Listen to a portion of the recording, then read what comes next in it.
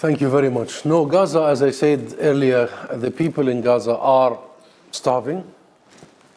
The people in Gaza have no adequate health system. Disease is spreading. It's very clear that a humanitarian crisis was man-made. This is not a hurricane or a sea level rise all of a sudden that people are suffering. This was very well orchestrated, planned, announced.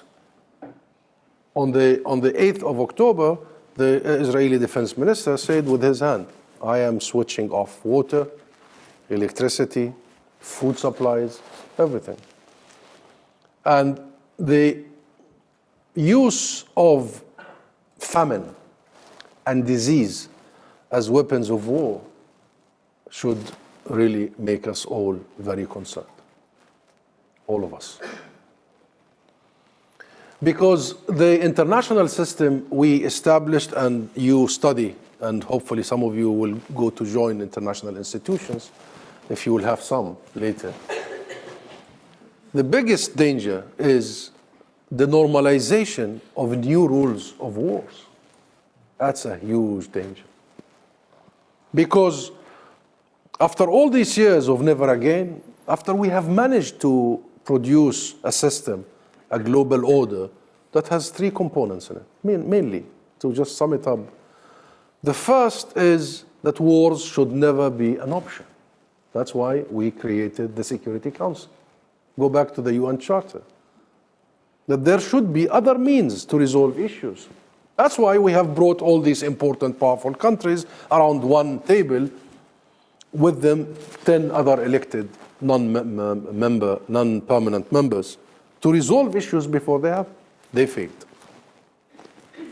But should war erupt, and there are very specific rules for how wars under our system, our international law, are permitted, which is the right to self-defense. If a state infringes upon another state in a military aggressive manner, then that state should come to the UN and should apply for the right for self-defense. That term, self-defense, not only has been abused, but it has been used as a cover for genocide. We failed there as well.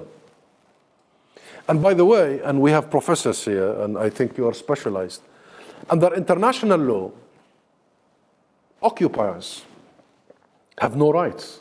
Occupiers have responsibilities, duties. The number one duty is to protect the civilians under your occupation and provide for them. It is the sole responsibility of the occupiers to make sure that the population under their military occupation are provided for health, education, what have you, and protected. And do I go on? Israel has demolished all these rules. So the second aspect about the rules, that's why we created the 4 Geneva Conventions, and we have all these rules. Should war erupt, how do you conduct yourself? Gone. Destroyed these rules. Thirdly, when wars erupt and people or states, actors violate these rules, there should be accountability. That's why we created the ICJ and the ICC, right? The International Judicial System, so nobody is above the law. This is the international system. Now, what happened in the last 4 months or so by Israel in Gaza has normalized a new modus operandi of wars. Normalized the mass murder of children. 11,000, and we still count 11,000 children in 4 months. That is unseen, unheard of in the history of mankind. The mass destruction of civil structures, homes, is a new level of normalizing. I am concerned about the next war. And maybe the next war will not be in Palestine. Maybe the next war will be in Africa or in Asia, or in Europe, or in the Americas. And how this will be interpreted by other actors to be a license for a new level of violence. So the humanitarian situation is designed. I cannot describe what is happening in words. This is not just about the people who have lost their lives, and now we have more than 30,000 killed by Israel, but we have 70,000 who are severely injured, maimed, amputated. We have no hospitals to go. But you're talking about the rest of the people who literally are sitting there. Imagine yourself a mother, your child has diarrhea, literally. By the way, it's spreading. You have no water because that requires no water, no clean water. You have no medications. You cannot send your child to a hospital. Put yourself in their shoes as they have been moved multiple times on their journey from the north and the middle to the south. And yet, while they sleep in the farmlands and they sleep in the open, it's winter and it's cold. Palestine has a harsh winter. And you are still being bombed. Like yesterday, last night in Rafah, where they killed from 60 to 100, and we are still not getting the final number because people are still under the rubble and unable to be retrieved. So I was discussing with my team saying, bring me one word to describe this. What is it? One word, just to make it, what is it?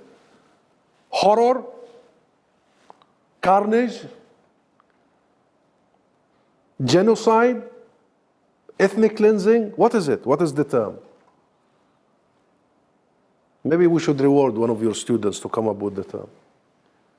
But if this continues, and if this is not stopped, and if everyone who committed this is not brought to justice, and if accountability is not enforced, I'll tell you, it's not just the Palestinians who will be at the losing end of this. All of us will lose out of this. Within this moment that you're describing, and in such a moving way, of course, we see the calls for ceasefire growing. And we see public calls for ceasefire growing across the West and, of course, the rest of the world. But we also see many Western governments ignoring those calls, either opposing or just ignoring those calls. How do you think the state of Palestine can respond to the current position and this disjuncture between the call by the public for ceasefire and the resistance from those of power to move to that direction? Well, we've said from day one that it is criminal not to call for a ceasefire. And calling for a ceasefire is a responsibility upon actors like the UK. And the ceasefire we call for is to stop the murder of the children, is to stop destruction of houses and civil structures. I mean, how difficult is that to call for a ceasefire? Because all those who argued from the beginning that Israel has the right for self-defense should have discovered 4 months later how much that right to self-defense has been taken as a cover to not eradicate Hamas, eradicate the Palestinian people. On the 7th of October, I was interviewed by one of the Western, CNN was. And I said, Israel will not attack Hamas. Israel will attack the Palestinian people. Not because I have a crystal ball, no, but because I know Israel. I know the DNA. I know the DNA. I know that there is addiction to targeting civilians and targeting people. What happened to my parents would happen again. So we live the experience and we know what it is. So calling for ceasefire is important. However, after 100,000 people killed and injured, after all the destruction, to call only for a ceasefire is a disaster in itself. Ceasefire is number one priority. But this is a moment that we need to think about the more important and the more lasting word that we need, which is liberation. Enough. If this moment is not turned into a positive momentum towards ending Israel's occupation, uprooting the root cause of all this, giving people their rights, the right to live in freedom, the right to have their own state, the right to defend themselves, the right to interact with their neighbors in a manner that is suitable to themselves, the right to be part of the international system, full member state. Then we have really, I think the blood of all these people is gone in vain. So it's not ceasefire that we should be calling for. Of course, we must call for ceasefire, and it must have happened on the day one. But this time is a time when we go all the way to really achieve some sort of a political end to the suffering once and for all. However, in the process, there are two things that we need to do. The first is to pay attention to the huge humanitarian and reconstruction effort that should begin immediately. We need to make sure that these people have homes to go back to. We need to make sure that they have makeshift schools to send their kids to, makeshift hospitals to be treated to. You know, we're counting how many people have lost their lives or their limbs because of Israeli fire, airstrikes or shellings. But we're not counting how many Palestinians have died in the last 4 months because they were patient cancers and they did not get the treatment, or they had kidney failures and they could not get the treatments. Those are thousands. So there is a need for a massive reconstruction and humanitarian program with the help of the international community. But thirdly, we need to make sure that accountability does hold here. Not only because we need to bring justice to the victims, which is very important. Not only because we need to punish the war criminals, which is important, but also it's a deterrent. We want to make sure that this is never, ever going to happen again. That's the most important part of it. And by the way, if we don't do this, if we don't do the accountability, if we don't encourage the ICJ, the next slaughterhouse is going to be around the corner. If you ask me where I would spend the rest of my life, it would be in this, in the accountability. Because I don't want to see children mass slaughtered the way they have been.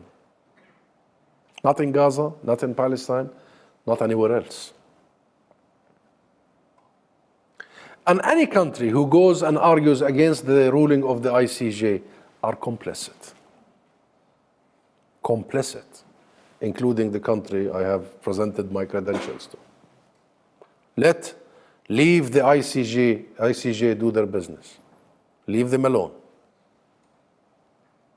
Don't politicize the law. The law belongs to all of us. Accountability is key. And not just the ICJ, the ICC, the International Criminal Court, the UN Human Rights Council, everywhere. We need to make, and by the way, all war criminals. So we, the State of Palestine, you asked about we invited the ICC to investigate war crimes in the State of Palestine by anybody. By anybody. But guess what? Just when I arrived, Prime Minister Boris Johnson, I didn't arrive in 2008. No, I've been here 5 years. Just when Prime Minister Johnson was asked his opinion on the ICC, he sent a letter to an interest group in the parliament, the Conservative Friends of Israel. And in that letter, he said the UK will oppose Palestinians accessing the ICC and using the ICC. And then he explains in that letter, it's public by the way, it was leaked. Then he explains in that letter why he thinks that we shouldn't access the ICC or use the ICC as a mechanism of accountability. He says because Israel is our friend and ally. Seriously? Really seriously? I mean, you apply the law only on your foes? You apply the law on your enemies, such as Ukraine and Russia, but you do not apply the law on your friends, then this is not the law. That's why I wanted to tell you this is the biggest test existential test to the international order. Because the heart of rules is that they are applied on everyone equally. Can you imagine if a policeman in the street, a traffic police, stops you, and then, both of you are driving fast at 70 miles per hour, and because she looks so cool and nice, she goes, and because I look tough and rough, I get the fine. That's not how law works. We have many lawyers here.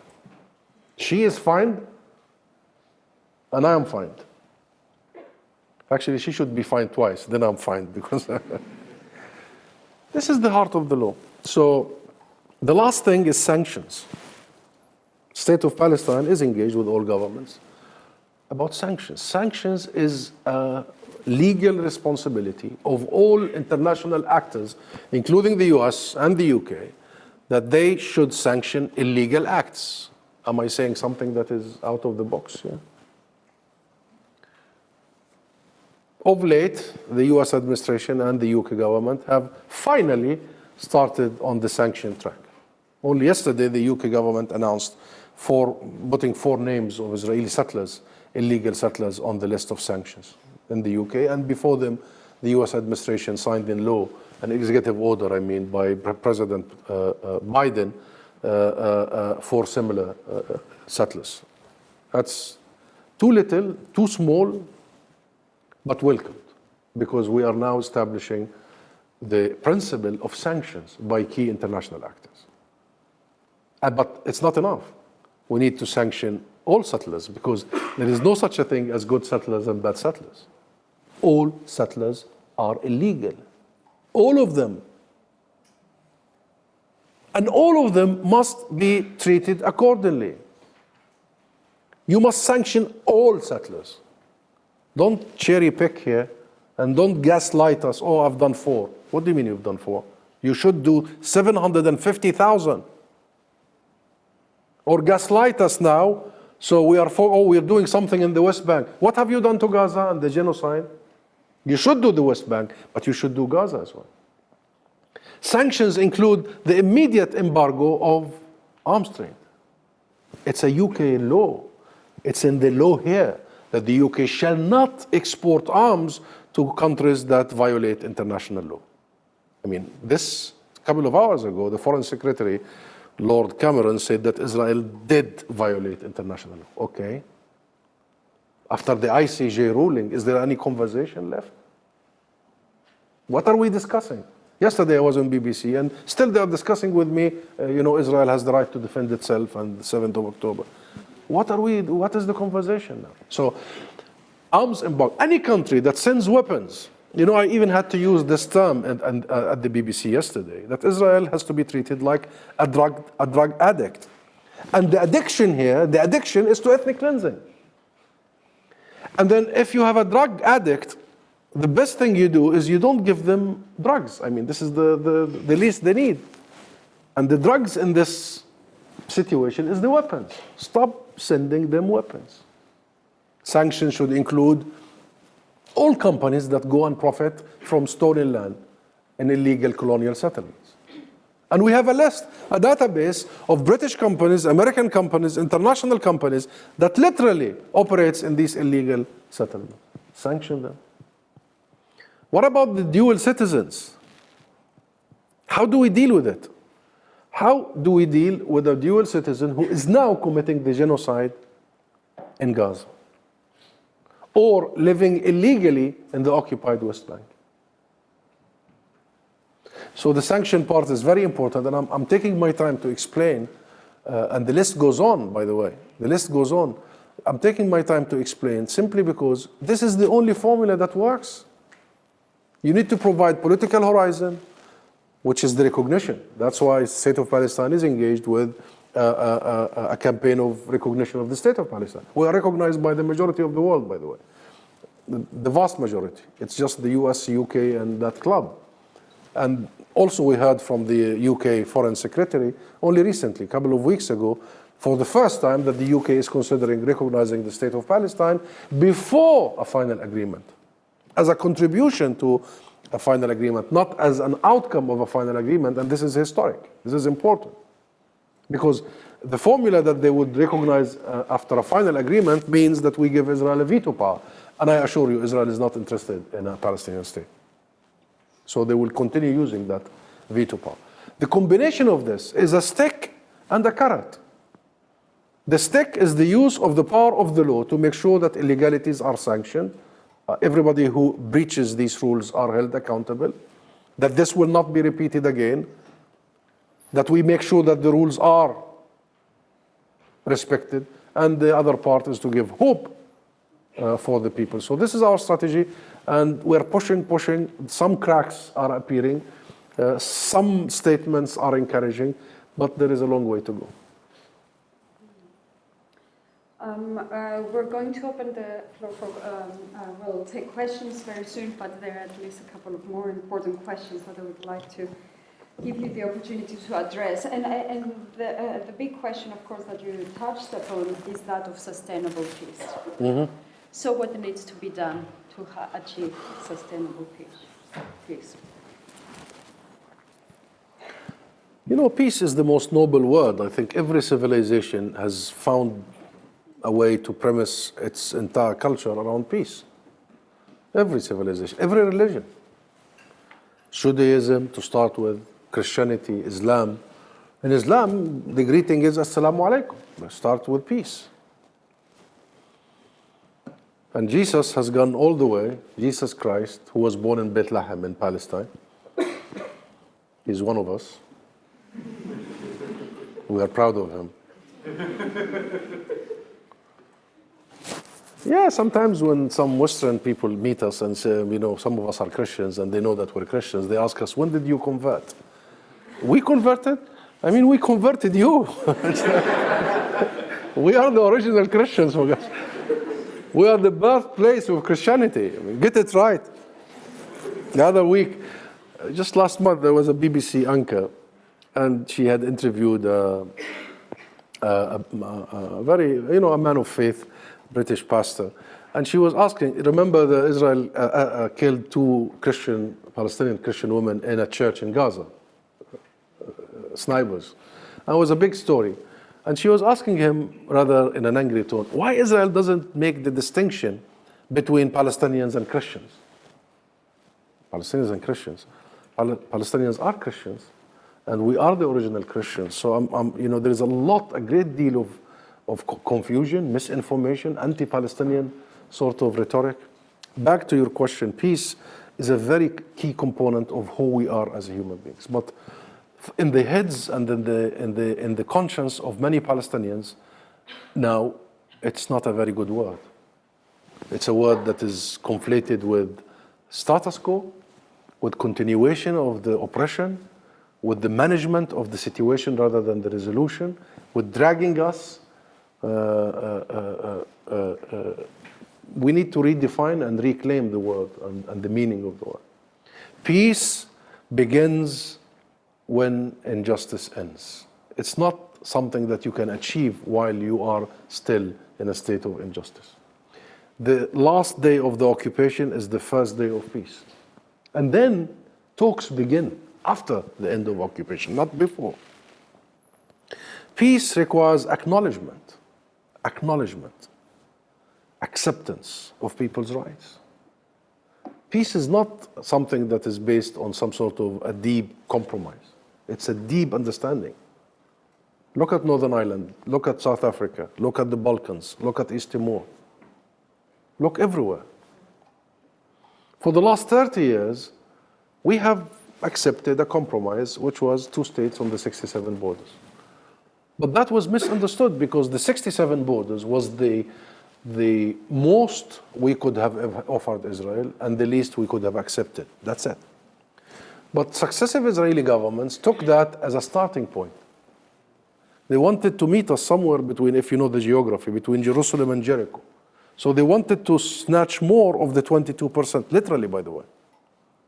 So how about we take a bit more of this land? How about we keep that area? No, we cannot leave the Jordan Valley because it's our security. We have to keep in control of the entire eastern border. No, we have to be on the few hilltops here because of strategic. No, because the airport, it's unbelievable. I was part of some of these negotiations. It's unbelievable. So I think it is possible, but not the way we've done it in the last 30 years. The new way is a recognition of the Palestinian suffering that started in this country, in this city, 107 years ago. The Balfour Declaration. You know the Balfour Declaration? All of you have read history very well. I'm impressed, but I did spot the two who did not note. I'll talk to you later. But the Balfour Declaration, 1917, colonial Britain, comes a person by the name of Balfour and offers this one piece of paper saying that, the government of His Majesty see with sympathy, I can't remember word by word, the creation of a Jewish homeland in Palestine. Good, he recognizes that it's in Palestine. In Palestine. And then he goes on, look at this, he goes on in few words and say, effectively, under the condition that the new state would respect the civil and religious rights of the non-Jewish minorities. We were turned into non-Jewish minorities. What does that mean? That means our peoplehood were cancelled. Were cancelled. So we were not defined as Palestinians. We were just defined as non-Jewish. So history is long. This is a people's struggle, a people's long journey. And peace requires understanding, starting with the UK recognition and apology for the contribution to the suffering and what we are in today. And a recognition of peoplehood, our peoplehood, and statehood. What are you waiting for? And peace would begin when the Israeli society and the Israeli public and the Israeli leaders realize that simply they cannot control an entire nation against their will. And peace begins when you really, really get into a process that is not a lasting process, a process just about the modalities, not the principles. We should not negotiate the principle of self-determination. This is non-negotiable. What do you mean you want to stay in the east side? This is my borders. This is my sovereignty. Don't give me a Mickey Mouse state. The right of return of refugees is non-negotiable. It is non-negotiable. We just need to sit and discuss modalities. And will that happen? Is that possible? I think it is. And I think there is a growing realization, especially in countries like the UK and the US, that we must begin from the end. We must decide on the end game and then drill backward. That's why you hear now officials saying we should recognize before, we should impose sanctions. It has just begun. May take some time, but we have got to start the journey of correcting the mistakes of the last 30 years. Thank you. I think, even though I have lots of questions, I think that's time for the audience to come in, and Kavish has collected some of the questions. And thank you actually for staying with us. Okay.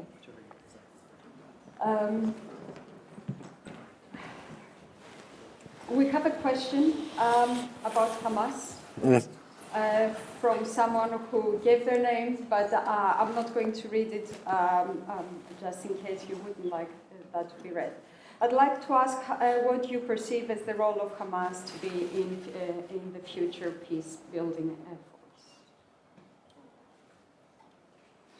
Well, again, the Palestinian struggle is long.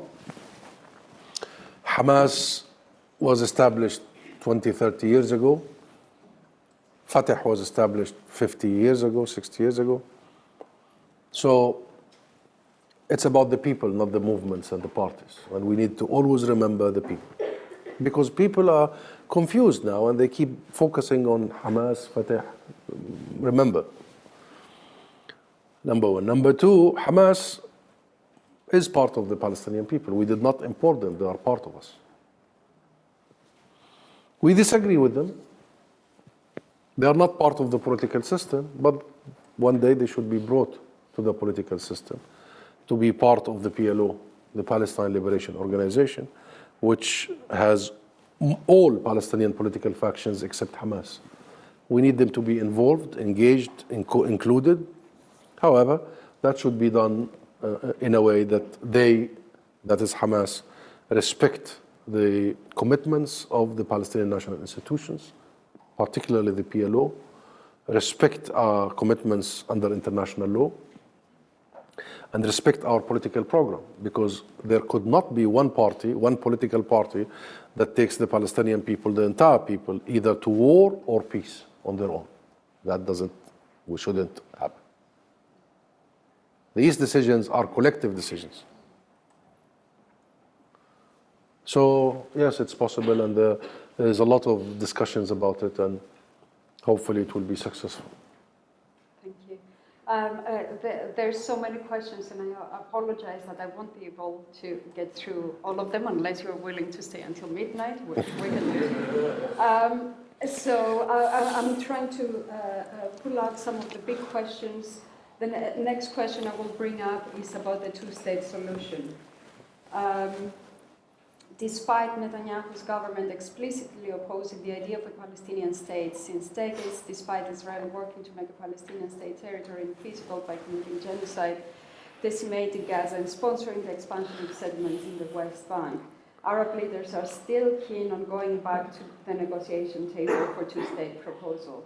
Where does the Palestinian Authority or the State of Palestine stand in that position, the two-state solution? Well, I've been saying all along publicly that I don't like the term two-state solution because it assumes that there is no two states and we need to create them. No, there is a state called Israel, and it is occupying the other state called Palestine. Both states do exist, but one is occupying the other. What we need to talk about is the end of Israel's occupation of the other state. That's what we need to really discuss. And here comes the idea, can you negotiate your freedom out of occupation? Is that a viable option? Can you discuss your freedom while you are under military martial law? I mean, it's been tried. It's been tried for a long time and it didn't work. I think the best model is that we need regional and international momentum, initiative that focuses on a very clear timeline of the occupation being backrolled. And then the state of Palestine taking over in a very short period of time. People are sick and tired of words like processes, negotiations, talks, rounds. Sick and tired. I don't think anybody has a stomach for it anymore. So we need to see a way, a model whereby occupation is backrolled, the state of Palestine is in control, and I think we have the sufficient institutions to do so. All the talk about the lack of capacity in Palestine, well, there is a need for reform, but the Palestinian people are rather very special people. And despite all the harsh situation we have been in for a century now, we have managed to produce a generation after generation of very well-educated, very capable people. How many Palestinians there are here? If you are Palestinian, raise your hand, please. Look.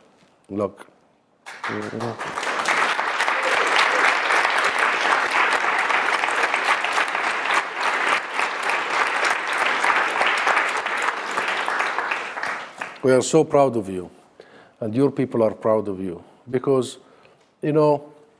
for such a nation to be able to and still produce the professors and the scientists and the filmmakers and the writers of the day all over. I just received last week of a Palestinian from Gaza, actually, and who left Gaza when he was in my school, my generation.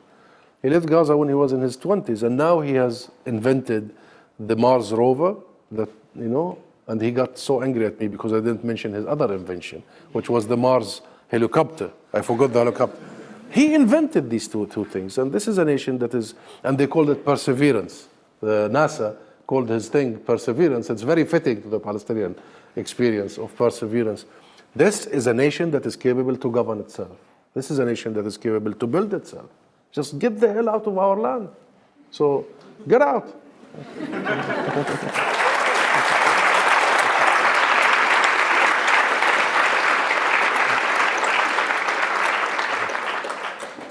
There's is a question about Israel and Israel's politics. Do you fear that the conflation of Israel and the action of Netanyahu and the Israeli government, in particular with regards to settler colonialism and the attacks on Gaza, could prevent the development of an acceptance of Palestinian statehood among ordinary Israeli citizens, many of whom oppose the actions of the Netanyahu regime?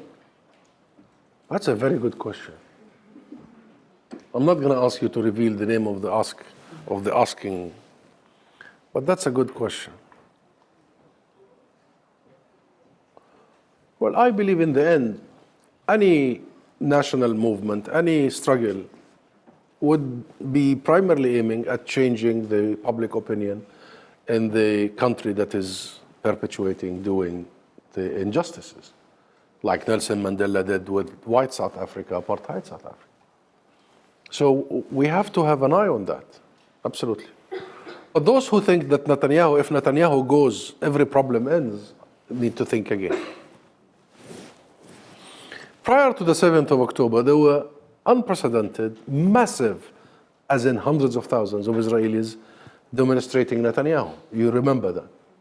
And it was sustained over a period of like months, a year almost, protesting Netanyahu government attempt at undermining the Israeli judicial system, the Supreme Court. But you know what was very strange in that whole thing? Is that none of them, these hundreds of thousands, made the link between the Netanyahu government and what they are trying to do in the Supreme Court and the occupation and the colonization. There was complete decoupling between the two issues, very strangely.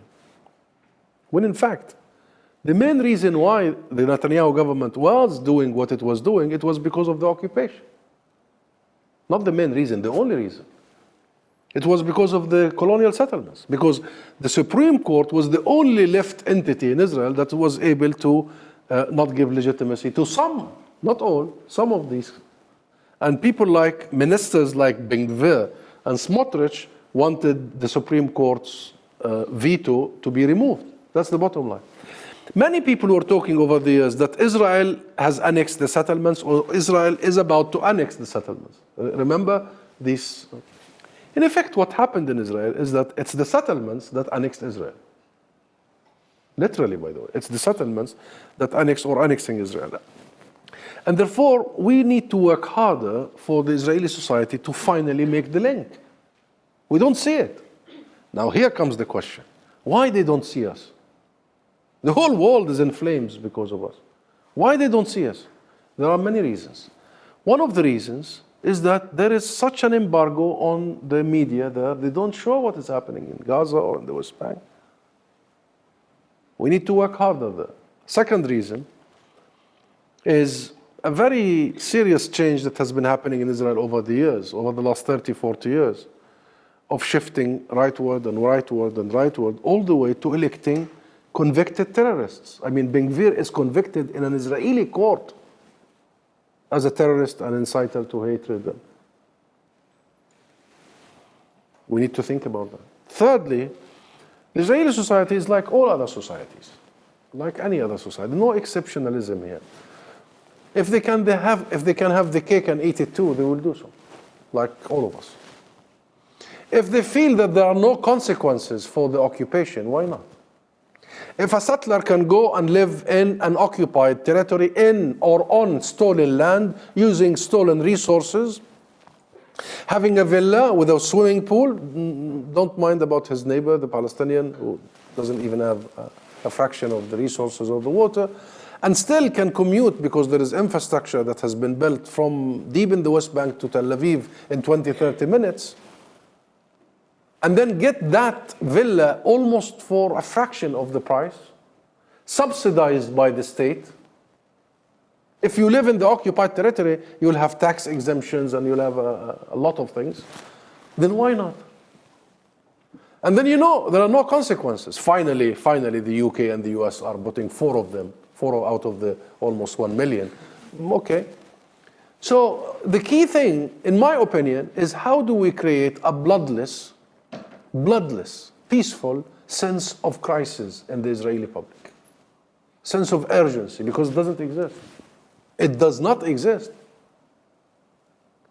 Most of them think, oh, this issue, you know, they built a wall. There's a huge wall running all like snaking around the West Bank and of course around Gaza.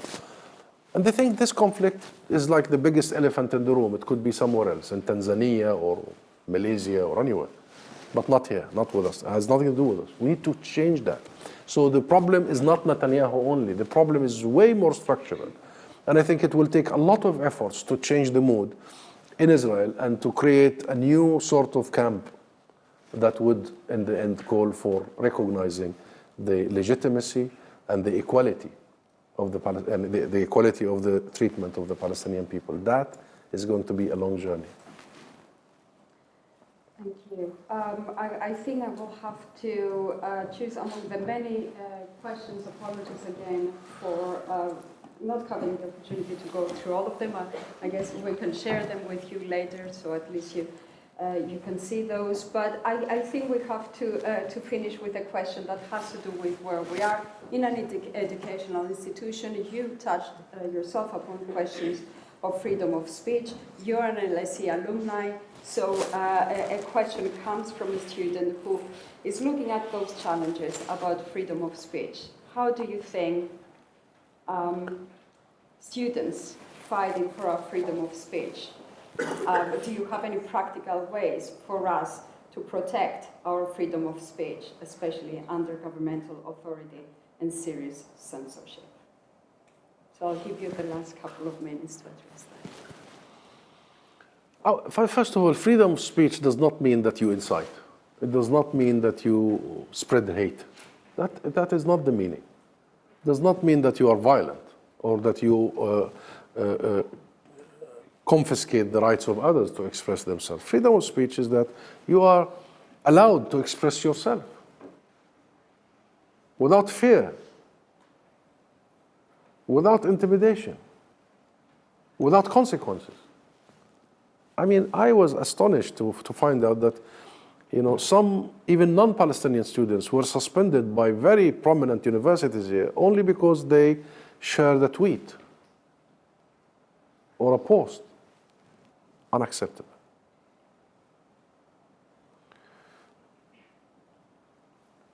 We have gone through, as human family, we have gone through many wars, First World War, Second World War, to create rights and to snatch rights.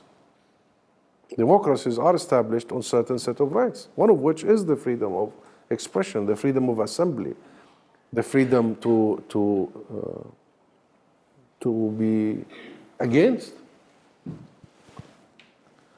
government policies.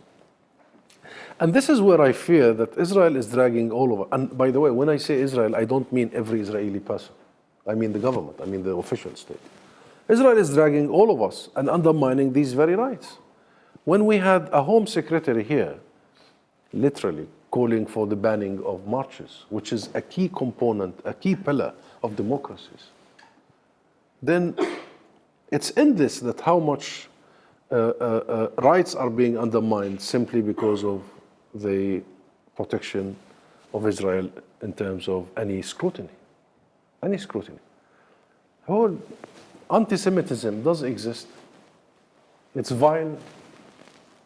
It's vile.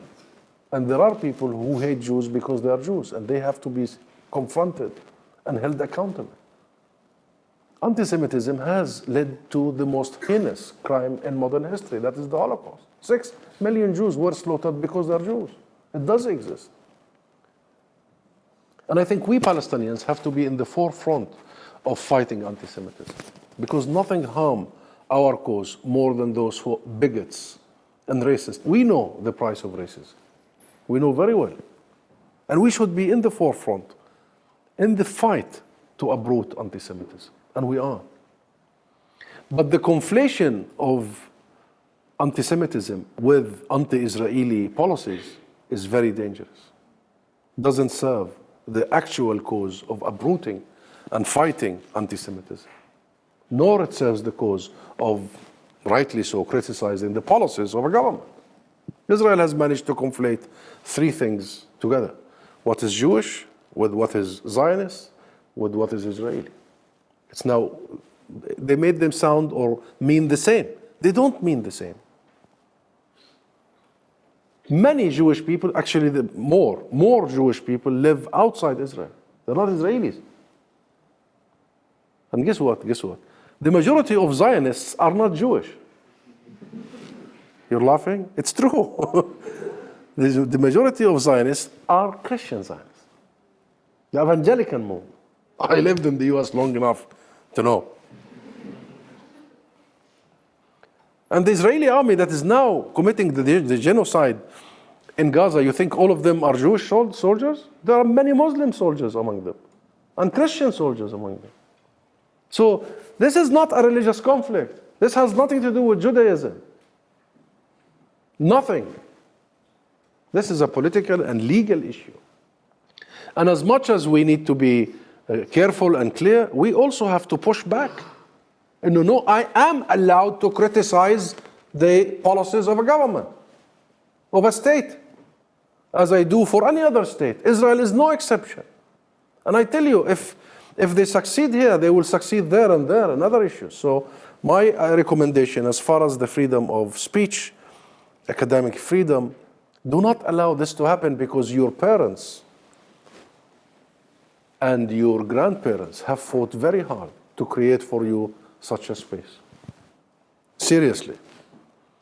I am the generation before you, and I'll tell you, I have enjoyed the achievements of my predecessors. And I think during my time, we were here at the very end of the 90s, 1999. This was an inclusive space. We were able to say whatever we want. Of late, there has been a concerted efforts at taking that away from you. Do not allow them, not only for your sake, but it is your responsibility to leave the space for your successors, for the people who will come after you, as inclusive, as healthy as it should be.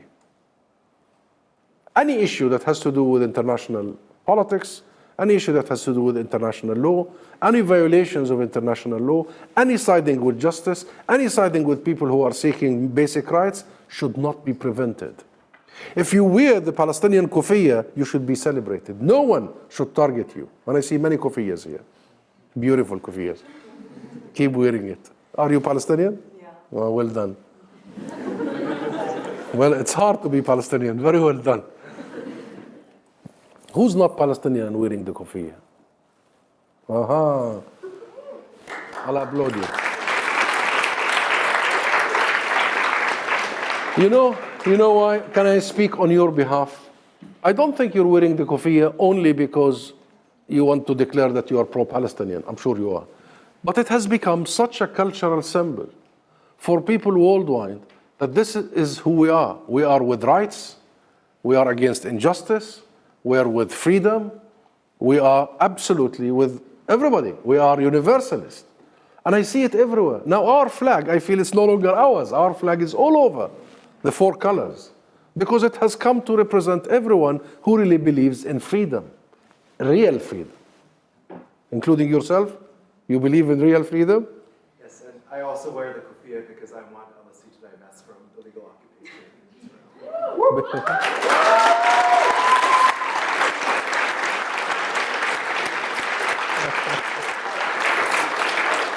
I wear the kufiya because I'm not going to stand by while the law school invites a racist, Islamophobic bigot, Benny Morris, in the name of free speech. This is why I wear the kufiya, and I'm glad to be wearing it in solidarity with the brave and incredible Palestinian people. Well, we're proud that our kufiya is being...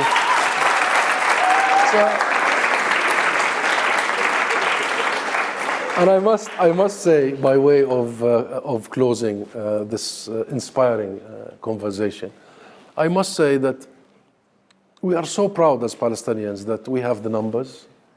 We have the numbers. And I did not expect the hundreds of thousands, the millions. But they came out, and they're still coming out again and again and again and again. We have the numbers everywhere, not just in the UK. And therefore, do not allow them to intimidate you. Do not allow them to silence you. Do not allow them to take away your rights. And I do not think that they are the powerful now. Power is in your own hands. I think they realize that they are being the few, They are panicking as we speak. They are using all the tricks. But I don't think this represents power or strength, what they're doing. The censorship, the labeling, the shaming and naming, all that is an expression of weakness. You are the expression of strength. And I think the future is going to be more of people like you. Thank you very much.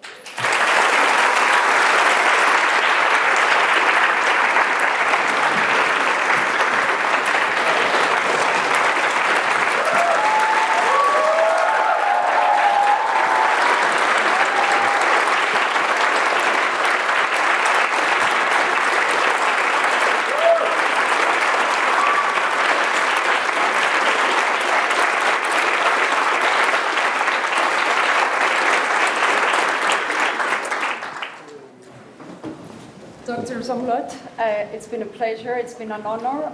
I want to thank the audience for their participation and for the respectful dialogue that we've had here, and the conversation, of course, continues. Thank you very much again.